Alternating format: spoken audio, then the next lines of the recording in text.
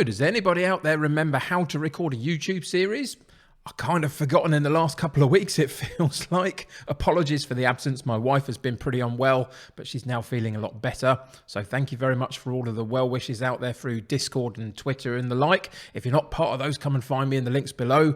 But let's see if we can do this. Hi everyone, welcome to Season 14, Episode 4 of From Hope to Glory at Truro City with me, the United City FM. Welcome along. I hope you're doing fantastically well out there. And we are heading towards the very end of this entire series with Truro City. More details to follow, but let's see how we get on today.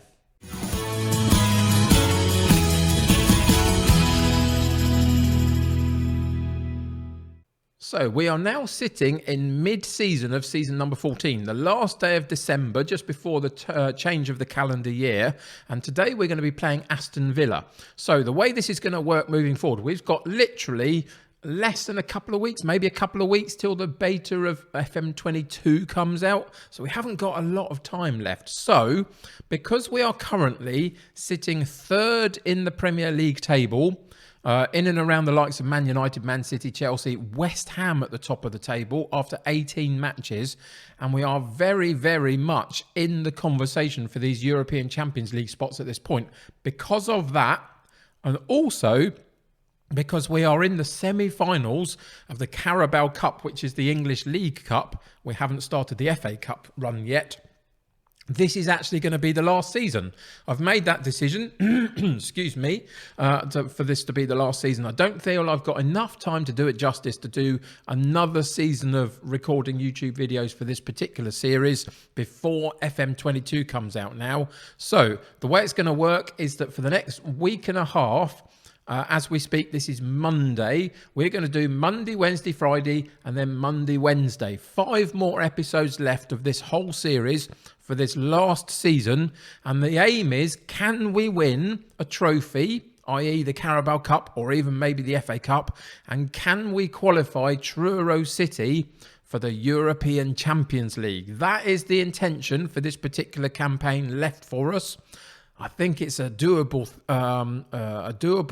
set of targets, to be honest. It's going to be tricky, but I think we can manage it potentially. So that's the intention. It might feel a little bit like maybe taking us into Europe and actually having a go at the Champions League could have been the end point, but we've run out of time a little bit. I'm very happy to potentially take Truro City from Tier 7 in the English football system right the way up into the Premier League. And if we can qualify for the Champions League, then I'm happy to leave it at that point with Truro City. I think it's been a real fun ride. Thank you for anybody out there that's joined me right the way through. I really appreciate it. To anybody that's joined us halfway through, we've got lots of good stuff to come for FM22, so stick around. It'll be good fun, I promise you. But for now, we focus on this particular last season in this whole series. So, as I say, season 14, halfway through, sitting in December, just about to go into the January transfer window. The only bit of business we'll be doing in January is our reserve right fullback, Williams, who will play today because of injuries. He is leaving the club in early January, so we're going to have to find a player probably on loan just through to the end of this campaign to play in the right fullback position. Other than that, I don't intend to touch the squad at all unless anybody comes in and buys one of my players from underneath us. So we'll see what happens with that, but January won't be particularly busy. What will be busy is the schedule. If we go and look in and see where we've been recently, you can see we've been on a decent run. The likes of Manchester United managed to beat us in the last game that I played. Leeds United 2-1 was another loss. In and around that, though, a good run of form, good wins. We've got some tricky fixtures coming up in January itself. Arsenal, Everton, Arsenal, the first Arsenal match in the Carabao Cup. We play the second leg of the Carabao Cup against Arsenal before the end of January as well. So 3 matches against Arsenal. Let's see if we can get the better of them in at least a couple of those. And then we move into the latter part of the season, finishing up with the likes of Manchester United, Aston Villa in the last couple of games of the season. So it's got some tricky moments in this second half, but we've got to play them all at some point, so it doesn't really matter when we play them. Let's see today, though, how we get on against Aston Villa. If we go back to the Premier League table, you'll see that they are currently sitting in 10th position, with us sitting up in 3rd. So in theory, that should make us favourites for today's match. Are we at home or away? We are at home, which helps us as well. So overall, I think we've got a decent shout here of getting 3 points and keeping the pressure on the teams around us. Let's see how we get on.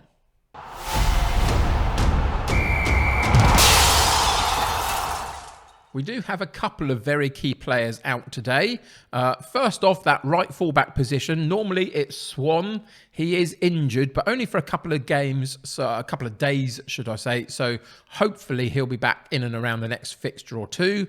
The other one is our central midfielder. Today it's going to be Marks because Betchless is out suspended, having picked up too many yellow cards, I believe it was. So he's going to be out for today. But other than that, everybody else is pretty much fit and healthy. And you can see right the way through the side that we're putting out today, and some on the sub bench and those that don't even make the squad, we've got some decent average ratings this season. The team is beginning to really show its form and show how it plays. So of course that means that we're going to get beaten today, doesn't it, really? But ultimately, I'm happy with how we're doing. Just in case everybody's forgotten, we're playing in a custom vertical tiki-taka style in my weird asymmetric setup. We're playing on a very positive mentality. We've got a few instructions in and around the place, but basically it's get the ball down, play the ball, try and get through the lines using the asymmetric shape of our side, and try and get Abu Bakar specifically today a few chances to score a goal. The reason he's playing over Signorelli, if we go and have a look at him, started as my number 9 this season. He's got 4 goals in 8 games, 2 assists, which isn't bad at all. Very happy with that in a roundabout kind of way. And then we look at Abu Bakar, 13 goals in 14 matches and 1 assist. He took over the jersey fairly early in the season when Signorelli wasn't quite on form, and Abu Bakar has shown some good form since and has been around for the last few seasons with us. So he's going to play today, but there's a good battle to have in that striking position. So for this game against Aston Villa, last game of this calendar year before we move into the January window, we're going with Wendell in goal, Williams at right back, Calafiori at left back, Claridge and Colombini in central defence, Maguire, Marks and Morrison in central midfield, Fernandez on the right, Lax on the left, and Abu Bakar up top, with a bench of Joan, Ionel, Silva, Thompson, White, Lawrence and Signorelli. So let's get into today's game and see what happens.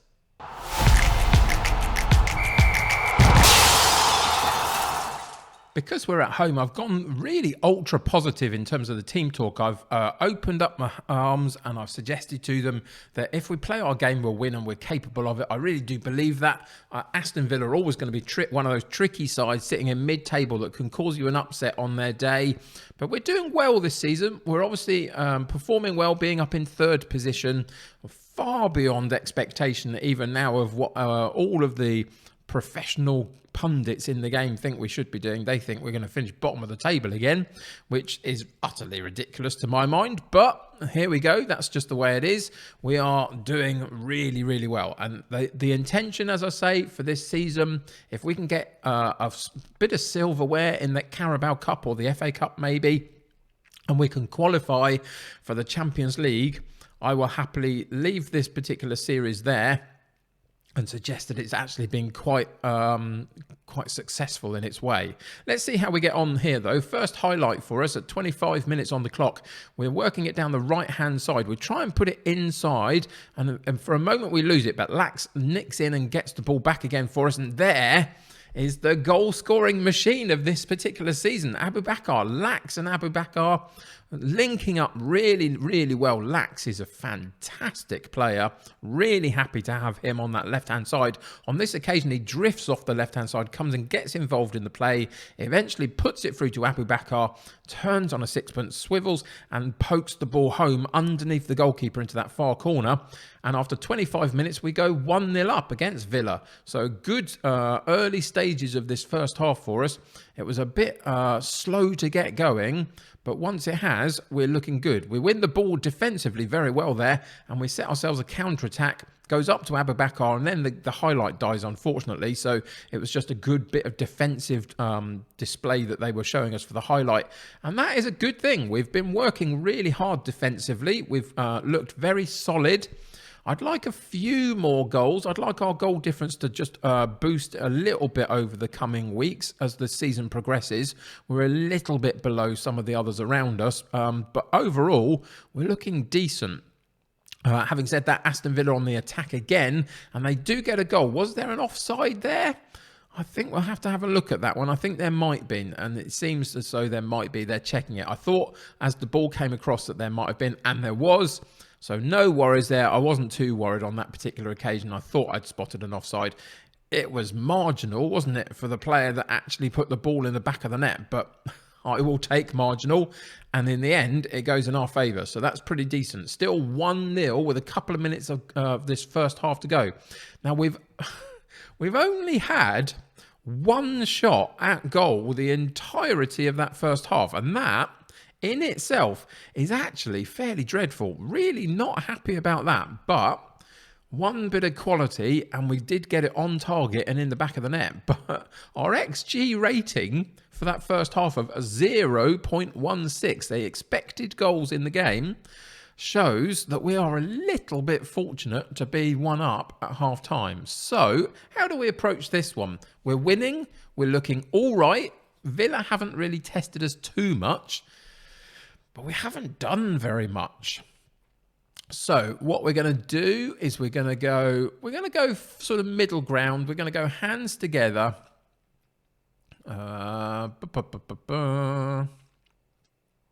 Let's say you've played well so far, but there is room for improvement. We can't say anything other than that, really. We are 1-0 up after all. But what we are going to do is when we go back in for this second half, we're going to go into the shouts and we're going to fire them up and just see if we can get them on the front foot in this early stages of the second half and properly into the game a little bit. It's Villa again at the top of the penalty box with a free kick, though, straight down the sights of the goalkeeper. Double save by Wendell, who is a brilliant goalkeeper. I'm surprised that we've still got him, if I'm totally honest. I think there'll be some big bids for him at some point. And then the attacking player for Villa handled the ball in the box then. And so it's actually our free kick for our goalkeeper to take. But he's been brilliant. And a reason why we are doing well defensively most of the time, as of course, Villa then score. Curse of the commentator. We talk about the goalkeeper. We talk about how successful our defensive qualities have been. Just at the point where they float a free kick in, Struick in the middle of the penalty box gets on the header and he loops the header over the flailing goalkeeper who had just come out off of his line just a little bit. And he loops it over the top of him, and we go 1-1 and just approaching the 60-minute mark. Corner kick for us, though. Corner comes in. We're going to win the loose ball. Lax doing his duty of winning that ball back again, which is really, really good to see from a good, skillful player like him, that he's willing to put himself about and do his defensive duty as well.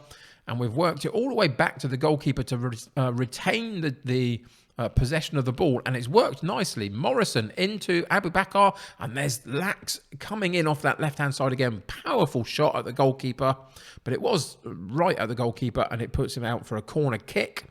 And again, we lose the possession on the corner kick, and this time they take it, and they keep running at us. And then Megiri, who is on a yellow card, had to get that challenge right, otherwise he could have been in trouble, but does, and gets the ball clear out of the pitch for a throw-in and settles the play down for us. It's a little bit edgy. I mean, we've still only had a couple of shots more at goal, and we're at 70-minute mark. They've had 11 shots at goal, 4 on target. We've had 3 and 3. So our conversion ratio is very good, but we need a little bit more from this team, I would suggest. So what we're going to do, come out of the game into the tactics, and we are actually going to change it up a little bit. And the way we're going to do that, let's see what we've got here. We are going to go into the 4-2-3-1. So we're going to push up the right-hand side a little bit. We're going to go into the Gegenpress, actually. I make no apologies about having to do this at times when we feel like that we're a little bit kind of bit below par, and we'll just see if this can work. And we'll make a couple of personnel changes as well. Conditioning isn't too bad, actually. There's not too many issues there, so it's about who's playing well or not. Unfortunately, Marks is not playing great, but we don't have the natural replacement in there because obviously Beslis is injured. So we're going to put a double pivot in there. We're going to put Silva in instead of Marks, and he's going to play alongside Migiri, and we've got a ball-winning midfielder, and we'll put Silva in there as... Let's play him as... the Carolero, I think, just moving side to side a little bit, covering some spaces. Maguire's going to have to play through the yellow card. We can't afford to take him out as well. Williams at right back doesn't have the natural replacement for him, unfortunately, so he's going to have to see out the game. So we're going to look further up the pitch, and there's two here that we're going to probably take out at this point. Fernandez on the right-hand side will come out, and White will play instead of him. And Morrison in that attacking central midfield role will come out, and Thompson will play for him. So those are the changes we're going to make, and we are just going to see if in the last little section of this game, the change of style can potentially impact the result. Let's see how we get on. We haven't really stamped our own authority on this particular home match. So it's about time that we did it. And of course, Villa are the ones with the highlight. Oh dear, here we go. Hold your breath, everybody. Down the right-hand side they come, into the penalty box they go. And another good save by Wendell. We get the ball cleared, but it goes straight back to Villa. They put it back in again. And that is one hefty whack of a football from Duffy just inside the penalty box. Cross comes in. So Claridge boots the ball clear. Villa win the ball back, work it down the left-hand side. Plenty of space for the cross. Puts it on a sixpence for Duffy, who on the volley, right-footed, pile drives that ball. And we go 2-1 down. And it's all going very, very wrong. Oh, that's a really awful throw-in as well. We're lucky to get the ball back after that one.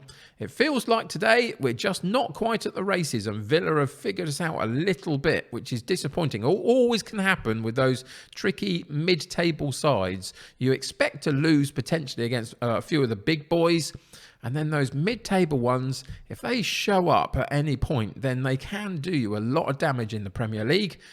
We eventually get a strike through at goal from White, but it was a bit of a long distance from slightly out wide right on the penalty box. Didn't really challenge the goalkeeper too much. It looks like we're going to come a cropper here, which is disappointing, but it doesn't change what I feel about this season. We're doing very, very well. We are in the shout for a Champions League spot. We are in the shout for a bit of silverware. That double header against Arsenal, that's going to be key in that Carabao Cup semi-final.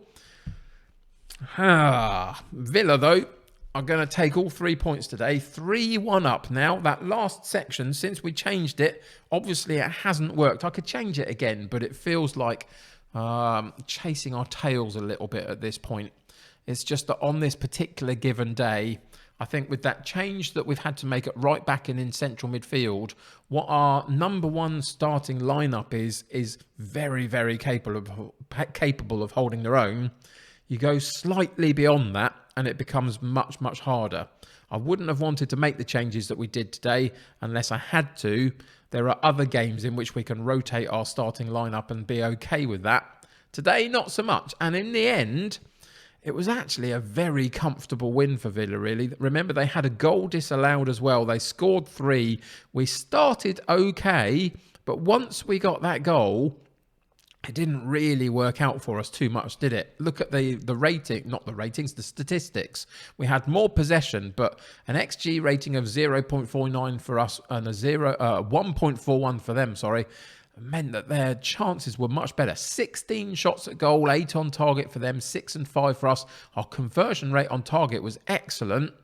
We needed to be much more lethal in front of goal once getting the ball there. And we didn't get the ball there as much as I'd have liked. Anyway, one of those things. I knew it was going to be a tricky game.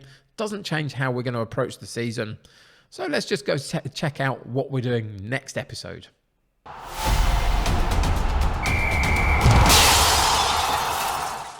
So you can see that that loss has bumped us down the table by a couple of spots, but it's only minutiae detail at the moment, isn't it? 5th place we currently sit in, but it's only on goal difference to Man City in 4th place, and we're only 3 points behind Manchester United at the top of the table after 19 matches played. There's a couple of teams around us that have still got to play their 19th match, but even so, we are sitting very, very pretty this season so far, halfway through the season, and we can be confident going into the second half. I think that we've got nothing really to lose here. We're going to finish far and above the expectation on this season. Even now you can see that. So it's just about how high we can go. And we have that double header against Arsenal coming up in January.